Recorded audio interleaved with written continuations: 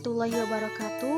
Kami dari kelompok 3 yang beranggotakan Aniti, Nuraini, dan Atika akan menjelaskan mengenai materi mengembangkan kemampuan berpikir matematika melalui pendekatan deduktif. Yang mana sub pembahasannya yang pertama ada pendahuluan, yang kedua pengertian proses berpikir deduktif, yang ketiga berpikir matematik, yang keempat kerangka proses berpikir matematik secara deduktif, dan yang terakhir ilustrasi proses berpikir matematik melalui pendekatan deduktif. Yang pertama, pendahuluan. Salah satu cara yang dapat dilakukan untuk mencapai tujuan pendidikan yaitu dengan mengembangkan program pendidikan yang berfokus pada pengembangan kemampuan berpikir, dikutip dari Winarso tahun 2014. Kemampuan berpikir bisa dikembangkan melalui matematika, karena pembelajaran matematika dirasakan secara langsung berupa pengembangan proses bernalar. Salah satu metode bernalar yaitu dengan penalaran deduktif. Dalam pembelajaran matematika, pola pikir deduktif sangatlah penting dan merupakan salah satu tujuan yang bersifat formal yang memberikan tekanan kepada penataan nalar, dikutip dari Wijayanti tahun 2017. Dengan ini, ketika seseorang ingin berpikir matematika bisa menggunakan pendekatan deduktif, karena akan dituntun untuk menarik kesimpulan dari pernyataan yang bersifat umum ke pernyataan yang bersifat khusus. Selanjutnya yaitu pengertian proses berpikir deduktif. Yang pertama, saya akan menjelaskan mengenai proses berpikir. Kita tahu bahwasanya manusia diciptakan oleh Tuhan sebagai khalifah atau pemimpin di bumi yang mempunyai berbagai keistimewaan dan kelebihan dibanding dengan makhluk-makhluk lain. Kelebihan dan keistimewaan ini ialah karena manusia dikaruniai akal. Akal pikiranlah yang membedakan secara kualitatif di antara manusia dan hewan. Dan dengan menggunakan akal yang diberikan oleh Tuhan, maka manusia bisa berpikir secara logis. Apa itu berpikir? Berpikir merupakan suatu proses bernalar yang dilakukan oleh seseorang untuk mengingat kembali pengetahuan yang telah diperoleh dan menjalankan asumsi-asumsi yang diyakini untuk digunakan dalam menemukan informasi, mengelola, dan menyimpulkan. Tentunya, kemampuan berpikir ini sangatlah penting dimiliki oleh manusia dalam kehidupan sehari-hari, karena ketika seseorang menemukan suatu permasalahan dalam hidupnya, disitulah kemampuan berpikir manusia akan dikembangkan untuk mencari solusi terbaik dalam mengatasi permasalahan yang ada. Selanjutnya yaitu berpikir deduktif. Kata deduktif berasal dari bahasa Inggris yaitu dari deduction yang berarti penarikan kesimpulan dari keadaan-keadaan yang umum. Sedangkan menurut istilah, dalam penalaran, deduktif merupakan suatu proses berpikir yang dimulai dari preposisi yang sudah ada menuju kepada suatu preposisi baru, dikutip dari Avandi tahun 2014. Jadi, dapat disimpulkan bahwa berpikir deduktif adalah suatu proses berpikir yang bertujuan untuk menarik kesimpulan dari pernyataan yang bersifat umum atau preposisi yang sudah ada ke pernyataan yang bersifat khusus atau preposisi baru.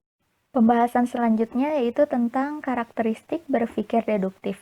Setelah sebelumnya kita mengetahui apa itu berpikir deduktif, selanjutnya apa sih karakteristik dari berpikir deduktif? Seperti kita ketahui, karakteristik itu adalah keunikan atau ciri khas. Nah, menurut Winarso 2014, di sini ada 4 karakteristik dari pendekatan deduktif atau berpikir deduktif. Nah, yang pertama, di sini cenderung berorientasi pada perolehan materi. Nah, jadi pembelajarannya itu menekankan bahwa guru itu mentransfer informasi atau pengetahuan kepada siswa, baik berupa pemaparan abstraksi, definisi, atau penjelasan istilah-istilah. Nah, jadi di sini siswa itu cenderung hanya mendapat perolehan materi dari guru gitu. Kemudian yang kedua, yaitu pembelajaran akan berjalan baik jika siswa telah mengetahui persoalan dan konsep dasarnya. Nah, jadi landasan dari berpikir deduktif ini bahwa ketika siswa sudah mengetahui persoalan atau konsep dasarnya, maka siswa akan mudah untuk mempelajari materi-materi yang lebih rumit gitu ketika konsep dasarnya siswa sudah tahu gitu. Kemudian yang ketiga adalah di sini ciri dari berpikir deduktif itu bahwa menjelaskan hal-hal yang bersifat umum ke khusus gitu. Jadi guru memberikan materi dulu, kemudian diberikan contoh-contoh untuk lebih memahami materi yang diberikan seperti itu. Kemudian yang keempat, lebih menekankan ingatan siswa. Nah, dan siswa bersifat pasif dalam kegiatan pembelajaran karena di sini yang berperan yang lebih banyak berperan di dalam pembelajaran itu guru gitu. Siswa hanya mengikuti pola pengajaran yang disajikan oleh gurunya. Selanjutnya, berpikir matematik. Nah, setelah tadi berpikir deduktif, berpikir dengan pola deduktif, sekarang berpikir matematik. Apa sih itu berpikir matematik? Nah, berpikir matematika adalah suatu proses yang memperluas pemahaman dan melibatkan penggunaan keterampilan matematis seperti perkiraan, induksi, spesifikasi, generalisasi, analogi, penalaran, dan verifikasi. Nah, ini menurut Layina 2018. Nah, sedangkan di sini menurut Lason, pemikiran matematika merupakan proses dinamis yang meningkatkan kerumitan pemikiran yang bisa ditangani serta mengembangkan pemahaman. Nah, bahwa bisa disimpulkan bahwa berpikir matematika adalah suatu proses berpikir yang menggunakan kemampuan mengumpulkan informasi secara deduktif maupun induktif, menganalisa informasi, dan melakukan generalisasi untuk mengembangkan pemahaman dan memperoleh pengetahuan baru. Selanjutnya yaitu kerangka proses berpikir matematik secara deduktif. Langkah-langkahnya menurut Winarso tahun 2014 yang pertama memiliki konsep, prinsip, aturan yang akan disajikan. Seperti yang kita tahu bahwasanya karakteristik dari pendekatan deduktif yaitu lebih menekankan atau lebih berorientasi pada proses transfer ilmu pengetahuan, sehingga pada saat seorang guru ingin menjelaskan suatu materi pada pembelajaran, maka harus menyajikan konsep atau prinsip berupa teorema atau rumus yang berkaitan dengan materi yang akan dijelaskan. Selanjutnya yang kedua, menyajikan aturan prinsip yang bersifat umum lengkap dengan definisi dan buktinya. Penyajian aturan dan prinsip ini harus disertai dengan bukti dan penjelasan secara rinci agar pemahaman siswa lebih mendalam dan proses pentransferan ilmu pengetahuan dapat berjalan secara maksimal. Selanjutnya, disajikannya contoh-contoh khusus berupa contoh soal yang terkait dengan materi yang sudah dijelaskan dan sesuai dengan penerapan teorema atau rumus-rumus yang sudah dijelaskan kepada siswa. Yang terakhir yaitu disajikannya bukti-bukti untuk menunjang atau menolak kesimpulan. Dengan hal ini, siswa mengetahui bahwa keadaan khusus itu merupakan gambaran dari keadaan umum. Selanjutnya, menurut Samosir, tahapan dalam berpikir matematik dengan pendekatan deduktif yaitu guru harus melakukan tahapan yang pertama, tahap penyajian data. Tahap penyajian data ini terkait dengan penyajian konsep, prinsip, dan aturan yang berkaitan dengan materi yang akan dijelaskan. Selanjutnya yaitu tahap penjelasan istilah. Setelah seorang guru menyajikan prinsip, konsep, dan aturan, maka harus disertai dengan penjelasan secara rinci mengenai data yang sudah disajikan. Yang ketiga, tahap penyajian contoh, yaitu pemberian contoh yang terkait dengan teorema, konsep, atau prinsip yang sudah dijelaskan. Selanjutnya, yang terakhir, siswa membuat contoh sendiri berdasarkan pemahaman yang ia peroleh dari penjelasan guru. Pembahasan selanjutnya yaitu tentang ilustrasi proses berpikir matematik melalui pendekatan deduktif. Nah, seperti yang telah dikemukakan sebelumnya, bahwa pendekatan deduktif adalah suatu konsep dasar atau pernyataan yang bermula dari pernyataan sebelumnya, yang berarti kemampuan menalar dari premis-premis yang bersifat umum ke pernyataan yang bersifat khusus. Nah, karena matematika adalah suatu disiplin ilmu mengenai kebenaran konsistensi, artinya apabila ada pernyataan ataupun teorema sebelumnya yang telah terbukti benar, maka akibat dari teorema tersebut juga dipastikan benar.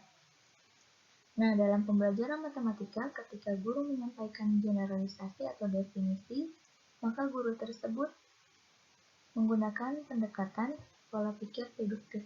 Nah, jadi dalam pendekatan pola pikir deduktif ini, guru memulai pembelajaran dengan memberikan generalisasi, memberikan definisi-definisi, kemudian rumus, pembuktian rumus, itu kemudian diikuti contoh-contoh dan bagaimana menyelesaikan permasalahan sehari-hari dengan rumus yang telah ada, rumus yang telah diberikan. Berbeda dengan pola pikir induktif yang menekankan pada pemahaman konsep yang dibangun melalui pengalaman siswa yang kemudian dikaitkan dengan materi. Nah, kalau misalkan pendekatan induktif itu berawal dari pernyataan khusus ke umum. Kalau misalkan pendekatan deduktif itu lebih kepada kemampuan siswa dalam pemecahan masalah untuk menemukan penyelesaian dari masalah tersebut, dari masalah yang ada. Nah, dalam pembelajaran matematika, misalkan guru akan menerangkan tentang teorema Pythagoras. Nah, terlebih dahulu guru menjelaskan definisi segitiga, karena teorema Pythagoras ini berkaitan dengan segitiga gitu. Nah, untuk rumus Pythagoras ini, guru bisa juga membuktikan terlebih dahulu tentang teorema Pythagoras. Nah, contohnya misalkan dengan menggunakan persegi, dua buah persegi.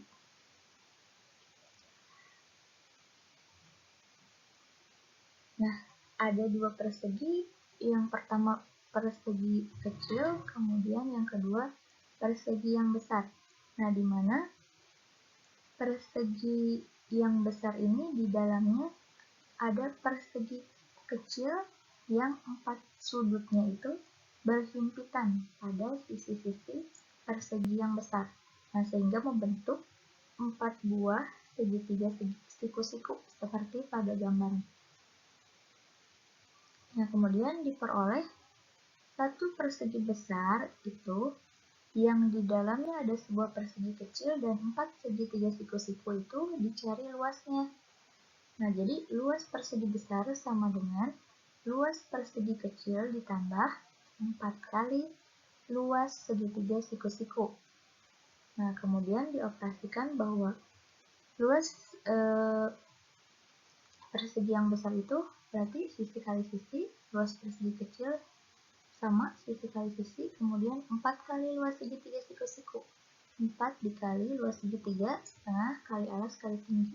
Dioperasikan biasa.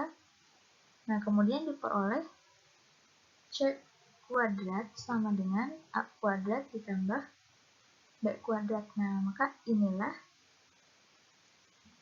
yang kemudian disebut dengan teorema Pythagoras, bahwa sisi miring atau kuadrat sisi miring dari suatu segitiga siku-siku adalah penjumlahan atau hasil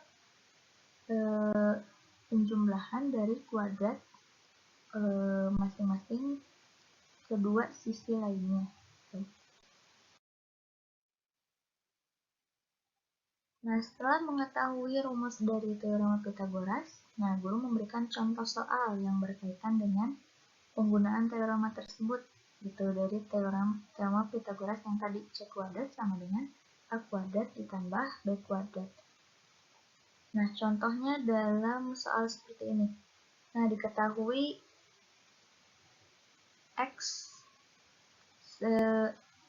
di sini 12 meter itu sisi YZ atau bisa ditulis X kecil.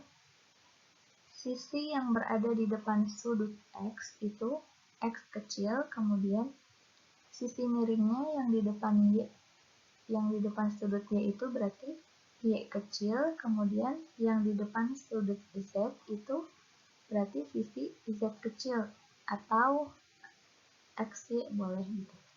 Nah, jadi dengan menggunakan teorema Pythagoras bisa diperoleh sisi miringnya yaitu Y, kemudian dua sisi lainnya X dan Z. Nah, maka Y kuadrat sama dengan X kuadrat ditambah Z kuadrat. Nah, dimasukkan nilainya, X kuadrat berarti 12 kuadrat, kemudian Z kuadrat berarti 5 kuadrat.